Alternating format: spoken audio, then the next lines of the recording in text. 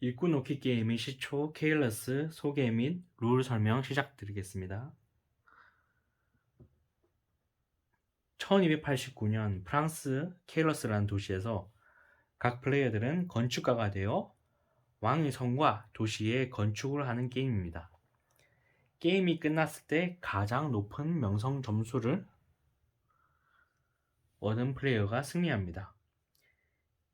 게임에서 사용되는 컴포넌트에 대해서 설명해 드리겠습니다. 분홍색 큐브는 식량, 갈색 큐브는 나무, 회색 큐브는 돌, 파란색 큐브는 비단, 노란색 큐브는 금입니다. 케일러스라는 게임에서 사용되는 자원은 총 5가지 종류이며 돈이 다니는 데니어, 그리고 각 플레이어들은 6명의 일꾼과 2개의 식량, 1개의 나무를 가지고 시작을 합니다. 그리고 각 플레이어들은 6개의 납작한 원반을 7개의 납작한 원반을 1개는 명성 점수칸 0점에 나머지 4개는 총 4가지 트랙의 시작점에 나머지 하나는 순서 마커에 제일 마지막 하나는 패스 일꾼을 놓기 패스한 단계 위에 올려놓습니다. 그리고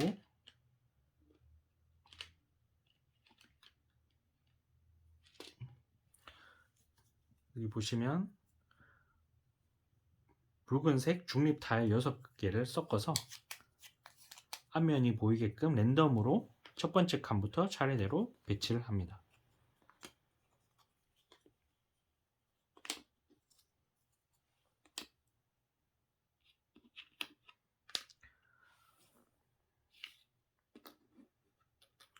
그리고 여기 보시면 두꺼운 흰색 마커는 라운드 마커고 얇은색 흰색 마커는 집행관이라고 합니다.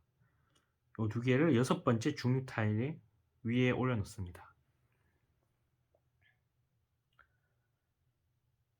게임은 2인풀 기준으로 설명드릴 것입니다. 라운드는 총 4가지 단계로 구성되어 있습니다. 첫 번째 수입 단계. 라운드 시작 시 각 플레이어들은 기본 2데니어를 받고 시작합니다. 두 번째 일꾼 놓기 단계. 각 플레이어들은 선부터 번갈아 가면서 일꾼을 한 명씩 건축된 타일 위에 올려놓습니다. 여기 있는 타일은 선점 구조이며 누군가가 들어왔을 때는 그 다음 플레이어는 이 타일 위에 일꾼을 올려놓지 못합니다. 일꾼을 한 명 놓을 때의 비용은 1원이며 일꾼을 올려놓는 즉시 공급처에 1데니어를 지불합니다. 일꾼을 더 이상 놓고 싶지 않을 때는 패스를 할 수 있습니다. 가장 먼저 패스를 한 플레이어는 1원 1데니어를 받고 그 다음 플레이어는 누군가가 패스를 하면은 두 번째 플레이어는 일꾼을 놓을 때의 비용은 1원이 아니라 3원이 됩니다.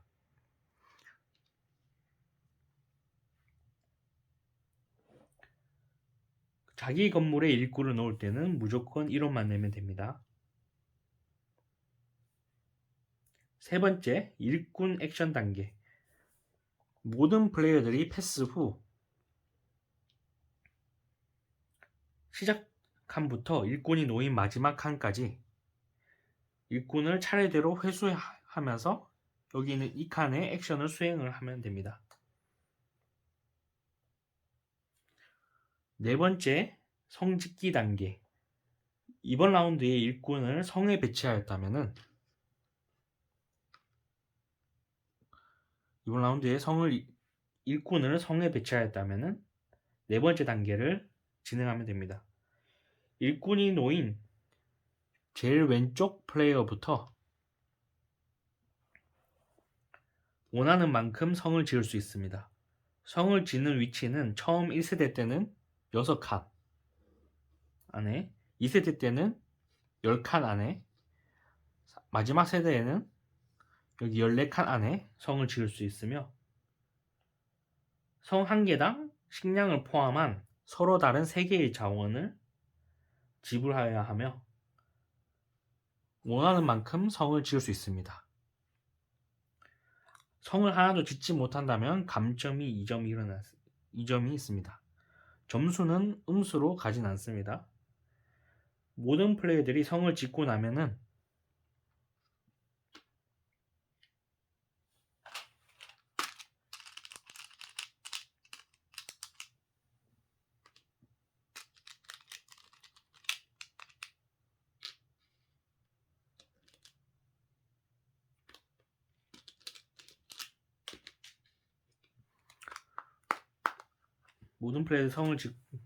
짓고 나면은 이번 라운드에 성을 가장 많이 지은 플레이어 단 한 사람이 총에 단 하나를 받을 수 있으며 총의 4가지 트랙 중 1가지 트랙을 올려서 받으면 됩니다. 성을 아무리 많이 지었다고 하더라도 총에는 단 한 사람만이 단 하나를 받을 수 있으며 만약에 똑같이 지었을 경우에는 가장 먼저 성을 지은 플레이어가 총의 트랙을 총회를 하나 받습니다. 왕의 총에는 4가지 종류가 있으며 첫 번째 트랙은 점수, 두 번째 트랙은 돈, 세 번째 트랙은 자원, 네 번째 트랙은 건물을 지을 수 있습니다. 총회는 받는 즉시 거기에 해당하는 혜택을 받기 또는 건축을 하여야 하며 한 칸 전진하면서 그 전에 있던 혜택을 선택해서 받을 수 있습니다. 총회를 한 번에 여러 개를 받을 경우 한 트랙의 총회를 연속해서 올릴 수가 없으며 예를 들어 총회 3개를 얻을 경우 4가지 트랙 중에 3가지를 선택해서 원하는 혜택을 받으시면 됩니다.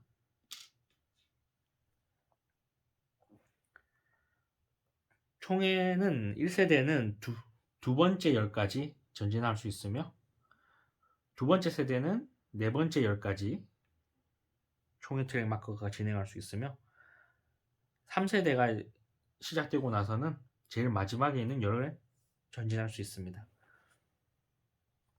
만약 전진을 못한다고 하여 여기 있는 총회를 받지 못하는 경우는 없습니다. 전진을 하지 않고 그 제자리에서 이 혜택을 받으시면 됩니다. 그리고 각 건물에 대한 설명을 해드릴게요. 여기에 놓은 플레이어는 빈 곳 아무 타일에나 이동할 수 있습니다. 그리고 여기는 돈 3원을 얻고요. 여기는 집행관을 뒤로 3칸 또는 앞으로 3칸, 최대 3칸 움직일 수 있습니다. 최대 3칸이니까 한 칸 움직여도 되고 2칸 움직여도 되고 안 움직여도 됩니다. 그리고 여기는 1원이랑 비단 하나를 내고 총회를 하나 선택해서 받으면 됩니다. 여기에 2인풀 기준으로 이 칸은 사용하지 않습니다. 그리고 여기에 일꾼을 올려놓으면은 일꾼이 오른쪽으로 이동하면서 그 다음 라운드에 일꾼을 올려놓는 비용은 무조건 1원이 됩니다. 그 다음에 여기에 가장 먼저 패스한 플레이어부터 차례대로 집행관을 움직일 수 있는데요. 여기서는 집행관을 움직일 때 최대 3칸 움직일 수 있으며 한 칸당 돈 1원을 내고 움직여야 됩니다.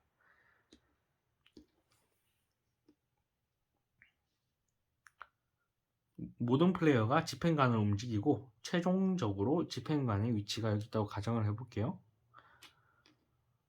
최종적으로 집행관의 위치가 여기 있으면 집행관보다 앞에 있는 일꾼은 이 건물에 액션을 하지 못하고 그대로 돌아오게 됩니다. 집행관을 포함한 타일에 있는 일꾼은 일을 하게 됩니다. 그래서 집행관의 위치가 일꾼이 일을 하는지 유무를 판별하는 그런 역할을 합니다. 그래서 이 게임에서 이 집행관은 견제의 요소로 작용하고 있습니다. 그리고 여기는 나무 하나를 얻고, 여기 있는 건물은 아무 자원 하나를 내고 4원을 얻고, 여기 있는 건 이제 식량 또는 비단 둘 중에 하나를 선택해서 받으면 됩니다. 이 건물은 회색 벽돌 자원을 하나 받으면 되고요. 여기에 일꾼을 배치하면은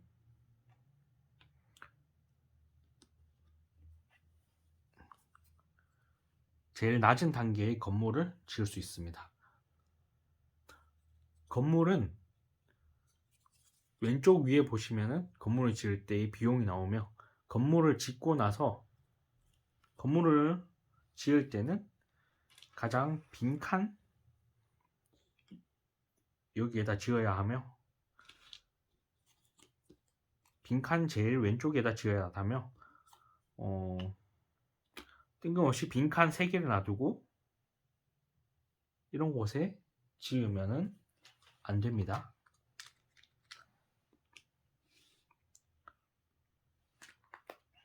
건물을 짓고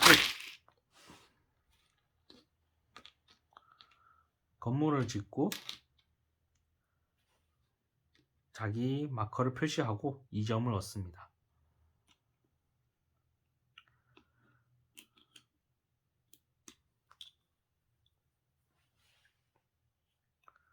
건물은 제일 낮은 세대의 건물, 그리고 목재 건물이라 하죠. 목재 건물, 석재 건물, 그리고 초록색 주거지 건물, 그리고 명성 건물이 있습니다.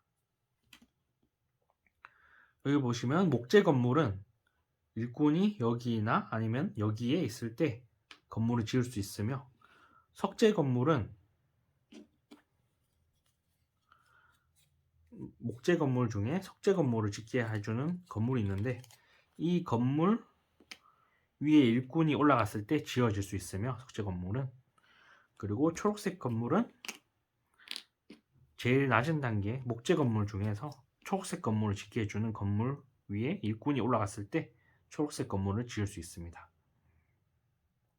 초록색 건물을 지을 때는 중립 건물을 교체해서 짓거나 혹은 자기 건물을 교체해서 지어야만 합니다. 초록색 건물의 효과는 여기에는 일꾼이 들어갈 수 없으며, 매 라운드 시작할 때 수입을 초록색 건물의 개수만큼 올려줍니다. 예를 들어서 초록색 건물이 하나 있다고 하면은, 지어졌다고 하면은, 초록색 플레이어는 라운드 시작할 때마다 수입 단계에서 3데니어를 받고 시작을 합니다. 기본 2데니어에 초록색 1데니어 합쳐서. 그리고 파란색 건물은 석재 건물 중에 이제 이렇게 생긴 타일인데, 여기 있는 타일 위에 일꾼을 수행하여야만 명성 건물을 지을 수 있으며, 명성 건물은 기본적으로 점수가 가장 높은 그런 최종 테크의 건물이라고 생각하시면 됩니다. 이 건물은 파란색 명성 건물은 초록색 건물을 갈아서 지어야 하며, 빈 곳에는 지을 수 없습니다. 항상 초록색 건물을 교체해서 지어야만 하고 합니다.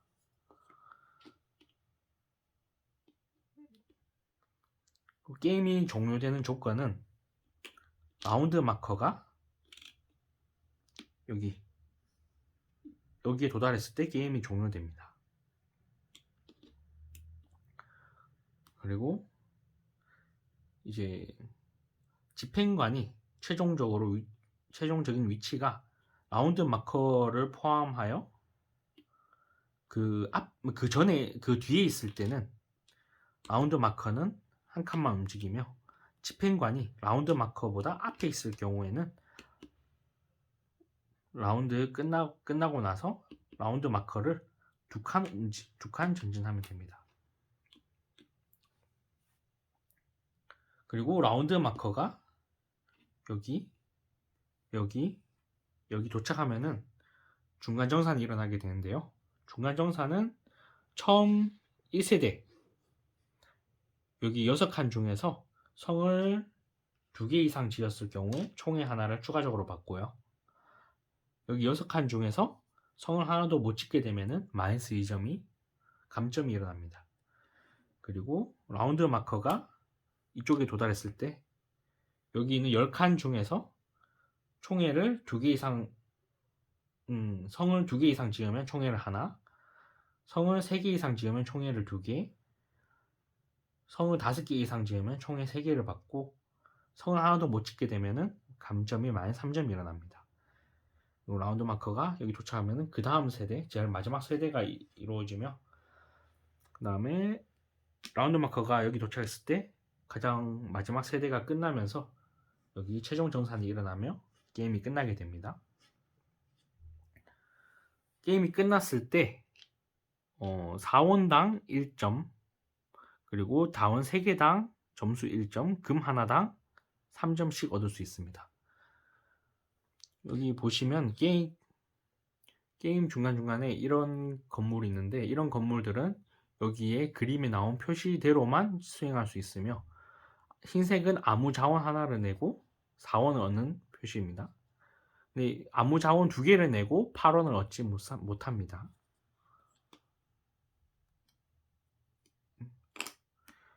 이것도 마찬가지입니다. 2원을 내고 금 하나를 받거나 또는 5원을 내고 금 2개를 받아야 합니다. 이 2개를 한꺼번에 할 수 없으며 만약에 10원 낸다고 하여 금 4개를 받지는 못합니다. 이것도 마찬가지입니다. 비단 2개를 내고 4점 또는 비단 3개를 내고 6점을 얻고 만약에 비단 6개를 내서 점수 12점을 얻지는 못합니다. 게임이 끝났을 때는 만약에 8원이 있다면 2점을 얻고 자원이 6개 있다면 2점을 얻고 그리고 금이 3개 있으면 9점을 얻는 그런 형태입니다.